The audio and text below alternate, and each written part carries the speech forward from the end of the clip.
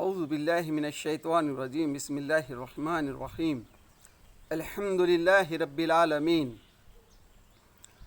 بزرگوں، دوستوں، عزیزوں، السلام علیکم رحمۃ اللہ وبرکاتہ۔ اللہ کے رسول صلی اللہ علیہ وسلم کی حیات طیبہ کا حاصل مطالعہ میں اس سے پہلے ہم دیکھ چکے ہیں اللہ کے رسول صلی اللہ علیہ وسلم جب دنیا میں تشریف لائے اس وقت دنیا کے کیا حالات تھے۔ دو سپر پاور، رومن امپائر، پشچم امپائر، پھر اس کے بعد اب دنیا میں اللہ تعالیٰ نے جو فیصلہ کیا، عرب کی سرزمین پر آپ کو بھیجا، وہاں کے کیا حالات تھے، یہودیوں کے کیا حالات تھے، خود ہمارا ملک ہندوستان کے کیا حالات تھے، پھر اس کے بعد آپ کی پیدائش، بچپن، پھر اس کے بعد آپ تجارت کس طرح سے کی، پھر اس کے بعد آپ کا نکاح، پھر اس کے بعد جو ہے نبوت کی ابتدا، 40 سال کی جب آپ کی عمر ہو گئی، اللہ تعالیٰ نے آپ کو جو نبوت عطا کی غار ہیرا میں، پھر اس کے بعد آ کر آپ گھر میں اوڑھ لپٹ کر جو آپ پر جو گھبراہٹ طاری ہو گئی تھی تو اوڑھ لپٹ کر جو آرام کر رہے تھے، پھر اللہ نے آپ کو جو ہے کہا اٹھو، اب جو ہے اوڑھ لپٹ کر سونے کا وقت چلا گیا، آپ دنیا کو خبردار کرنا ہے۔ ہاں، یہاں سے آپ کی جو نبوت کی ابتدا ہو گئی۔ پھر آپ کو جب اطمینان ہو گیا کہ آپ کو اللہ نے نبی بنایا ہے اور آپ کو یہ دعوت جو ہے سارے عالم میں دنیا کے سامنے لے کر جانا ہے۔ ہاں، پھر اس دعوت کی ابتدا کس طرح سے ہوئی، انشاءاللہ ہم آج اس کا حاصل مطالعہ آپ کے سامنے رکھنے کی کوشش کریں گے۔ ہاں، دعوت کی ابتدا اللہ تعالیٰ نے جو ہے سب سے پہلے جو ہے سورہ الق کی 5 آیتوں کے بعد سورہ مزمل، سورہ مدثر آپ پر نازل کی کہ اے اوڑھ لپیٹ کر سونے والے اٹھو اور اس دنیا کو جو ہے اب جگاؤ۔ یہ دنیا جو اندھیروں میں بھٹک رہی ہے، جہالت میں جو لوگ زندگی گزار رہے ہیں، اب ان کو بتاؤ۔ یہ جو سینکڑوں بھوتوں کی پوجا کر رہے ہیں تو ان کو ایک اللہ کی عبادت کی دعوت دو، توحید کی دعوت دو، آخرت کی دعوت دو۔ یہ جو دنیا کی جو زندگی ہے یہ ختم ہونے والی ہے۔ یہ جو ہے زندگی ایک یہاں جو دنیا میں زندگی گزار رہا ہے انسان، بس یہی زندگی نہیں ہے، بلکہ انسان کو مرنا ہے اور اس کے بعد ایک جو زندگی آنے والی ہے، لامحدود زندگی جو ہے، یہاں جو انسان عمل کرے گا اسی کے مطابق اس کو آخرت میں پھل ملے گا۔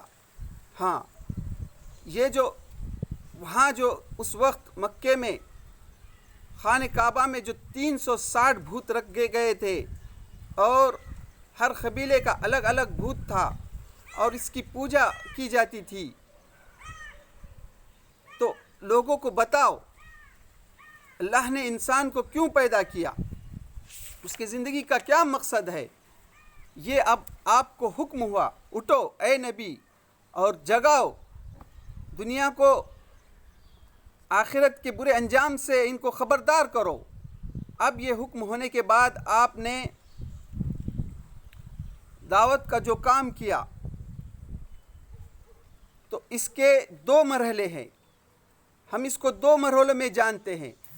ایک مرحلہ مکی زندگی، دوسرا مدنی زندگی۔ ہاں، مکی زندگی میں بھی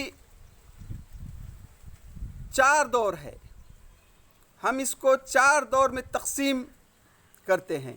ہاں، مکی زندگی کے جو 13 سال ہے اس کے ہم 4 میں تقسیم کرتے ہیں۔ پہلا دور جو ہے یہ 3 سال کا دور رہا. ہاں، اس دور میں جو ہے خاموش دعوت دی گئی. جو نزدیک کے تھے ان تک دعوت کو خاموش انداز میں پہنچایا گیا. ہاں، پھر اس کا دوسرا دور، پہلا دور 3 سال کا رہا جو خاموش دعوت دی گئی. پھر دوسرا دور 2 سال کا رہا جو چھپ کر دعوت دی گئی. ہاں، چھپ کر لوگوں کو اسلام کی خصوصیت کے بارے میں بتایا گیا. اور تیسرا دور جو ہے یہ 5 سال کا دور رہا. یہ اعلان دعوت دیا گیا. اس میں لوگوں کو ستایا گیا، زیادتی کی گئی اس میں لوگوں پہ. ہاں، جو لوگ اسلام قبول کرتے ان کو تکلیف دی گئی. جو ان کے جو آقا تھے یا ان کے جو گھر کے لوگ تھے انہوں نے ان پر طرح کی زیادتیاں کی. ہاں، یہ چوتھا دور رہا. یہ 5 سال کا دور رہا. اس طرح سے 3 اور 2 5 اور 5 10 اور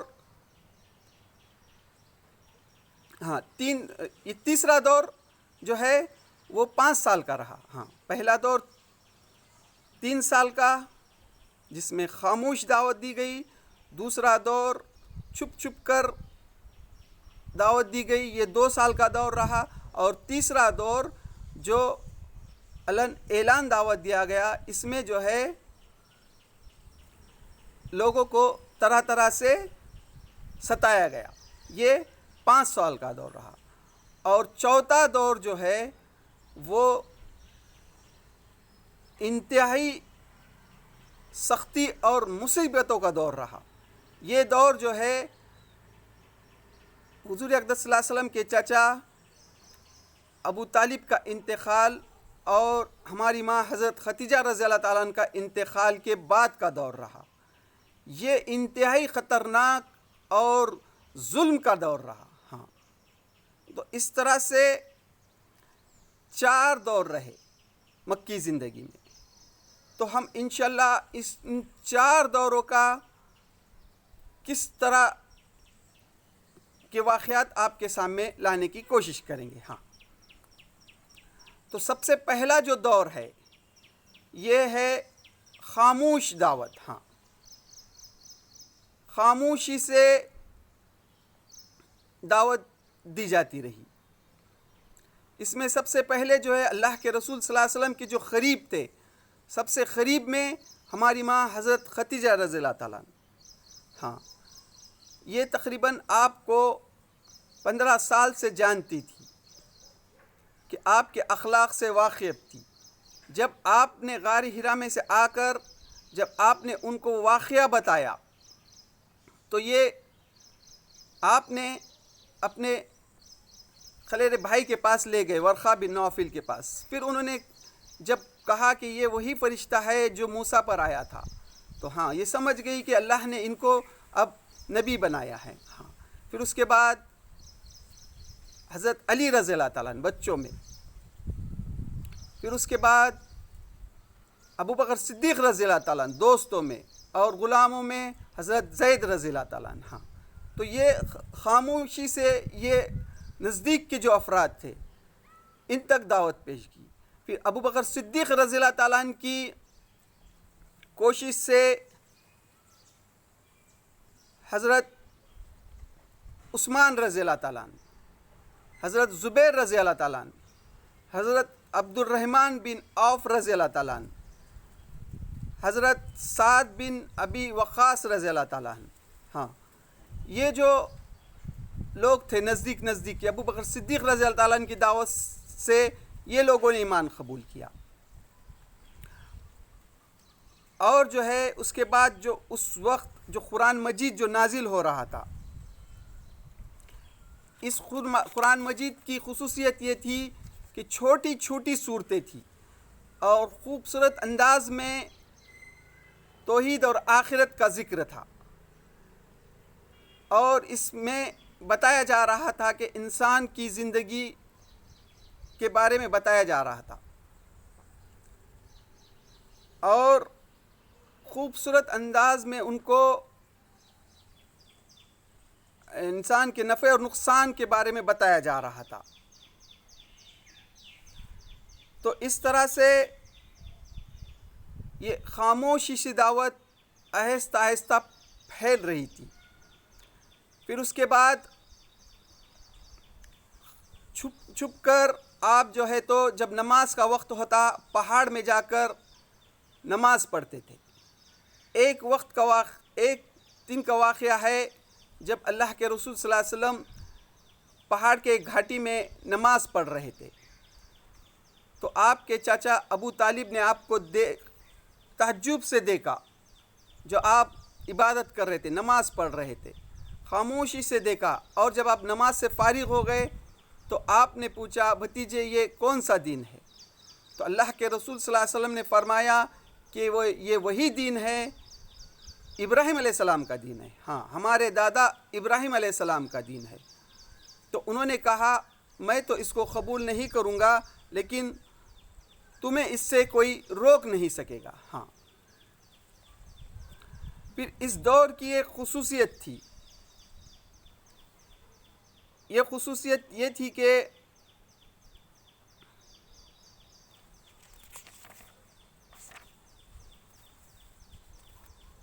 یہ کوئی معمولی بات نہیں تھی۔ اللہ کے رسول صلی اللہ علیہ وسلم کی دعوت کو قبول کرنا کوئی آسان کام نہیں تھا۔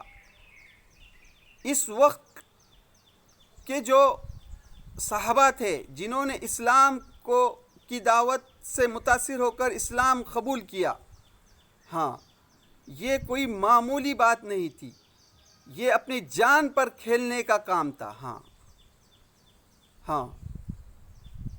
یہ توحید کی دعوت کو قبول کرنا کوئی آسان کام نہیں تھا۔ اس وقت کے جو صحابہ ہیں جنہوں نے اس دعوت کو قبول کیا، اس کی خصوصیت آج تک 1400 سال گزرنے کے باوجود بھی اس دور کے جو صحابہ تھے وہ آج تک ان کا نام پوری دنیا میں روشن ہے۔ ہاں کوئی معمولی کام نہیں تھا وہ اس دور کے صحابہ کا۔ ہاں یہ کوئی ایسا ہی کام نہیں تھا۔ ہاں اس دور کی مومنوں کی خصوصیت تھی، اپنے جان پر کھیل کر انہوں نے اس دعوت کو قبول کیا، قبول کر کے اس پر جمے رہے، ڈٹے رہے۔ ہاں یہ ایک خصوصیت تھی۔ ابو بکر صدیق رضی اللہ تعالیٰ عنہ،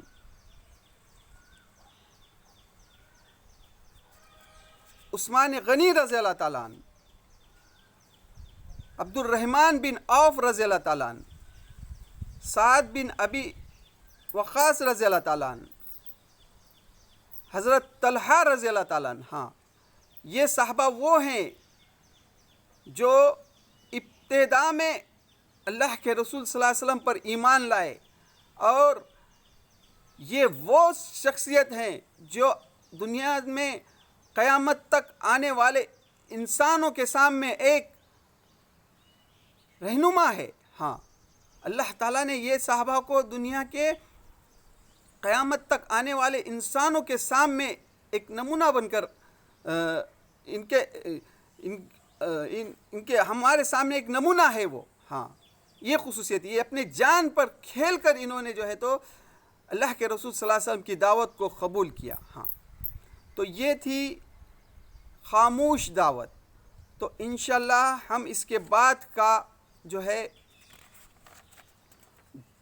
پہلا مرحلہ، انشاءاللہ ہم دوسرا مرحلہ علن اعلان دعوت اس کے بعد کی ویڈیو میں لائیں گے۔ تو اللہ سے دعا ہے اللہ تعالی ہمیں اللہ کے رسول صلی اللہ علیہ وسلم کی حیات طیبہ کو جو ہم سمجھنے کی کوشش کر رہے ہیں، اس کی صحیح سمجھ نصیب عطا فرما، اور اللہ کے رسول صلی اللہ علیہ وسلم کی زندگی میں ہمارے لیے جو پیغام ہے اس کی صحیح سمجھ کر ہم کو اللہ کے دین کی دعوت عام لوگوں تک پہنچانے کی توفیق دے۔ وآخر دعوانا الحمد للہ رب العالمین۔